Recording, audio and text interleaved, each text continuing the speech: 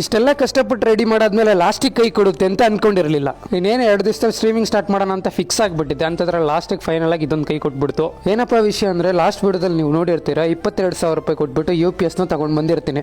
ಅದ್ರ ಜೊತೆಗೆ ನಿಮಗೆ ಸಜೆಸ್ಟ್ ಮಾಡಿ ಅಂತಲೂ ಕೇಳಿರ್ತೀನಿ ಯಾವ ಬ್ಯಾಟ್ರಿ ಬೆಸ್ಟ್ ಅಂತ. ತುಂಬ ಜನರು 150 ಸಜೆಸ್ಟ್ ಮಾಡಿರ್ತೀರಾ, ಇನ್ನು ಕೆಲವರು 200H ಸಜೆಸ್ಟ್ ಮಾಡಿರ್ತೀರಾ. ಬಟ್ ಆದರೂ ಕೂಡ 150 ಎಲ್ಲಿ ಕಮ್ಮಿ ಆಗೋಗುತ್ತೋ ಅಂತ ಹೇಳ್ಬಿಟ್ಟು 200H ಬ್ಯಾಟ್ರಿನ ಪರ್ಚೇಸ್ ಮಾಡಿದೆ. ಆದರೆ ಇಲ್ಲಿ ಮೇನ್ ಫಾಲ್ಟ್ ಏನಪ್ಪ ಆಗಿರೋದು ಅಂದರೆ, ಸೊ ನನಗೆ ಒಂದು ಸ್ವಲ್ಪನೂ UPS ಬಗ್ಗೆ ನಾಲೆಜ್ ಇರಲಿಲ್ಲ. ಲೈಫಲ್ಲೇ ಫಸ್ಟ್ ಟೈಮ್ UPSನ ಮನೆಗೆ ಹಾಕ್ಸಿರೋದು. ಆ್ಯಂಡ್ ಇದ್ರ ಬಗ್ಗೆನೂ ನಾನು ಯಾವತ್ತೂ ತಿಳ್ಕೊಂಡು ಇರಲಿಲ್ಲ. ಸೊ ಅದಕ್ಕೋಸ್ಕರ ನಿಮ್ಮ ಹತ್ರ ಎಲ್ಲ ನಾನು ಸಜೆಷನ್ ಕೇಳಿದ್ದು. ಇದು ಬಂದ್ಬಿಟ್ಟು PC CPU ಏನಿದೆ ಇದರಲ್ಲಿ 850 ವಾಟ್ ಪವರ್ ಸಪ್ಲೈ ಇರೋದು.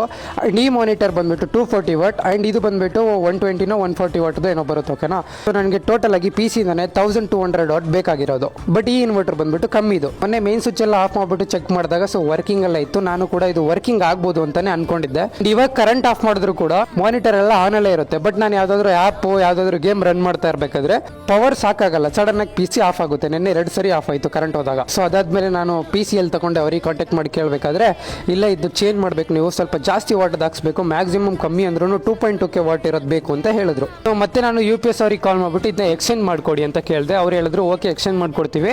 ಇದ್ರ ಪ್ರೈಸ್ ಬಂದ್ಬಿಟ್ಟು 6,000 ಇದೆ.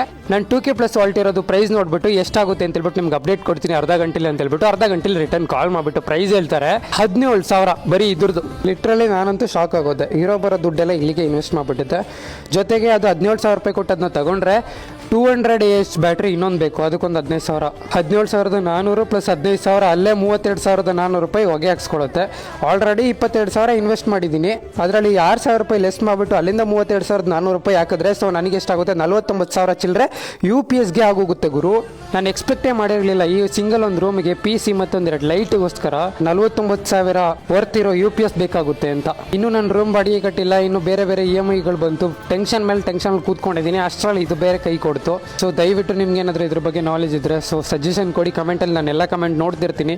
ಸೊ ನಾನು ನೀವು ಹೇಗೆ ಹೇಳ್ತೀರೋ ಹಾಗೆ ಮಾಡ್ತೀನಿ. Love you all guys, bye, take care. Next ವಿಡಿಯೋದಲ್ಲಿ ಏನಾಗುತ್ತೆ ಏನಾಗಲ್ಲ ಅಂತ ಅಪ್ಡೇಟ್ ಕೊಡ್ತೀನಿ. ಬಾಯ್ ಬಾಯ್.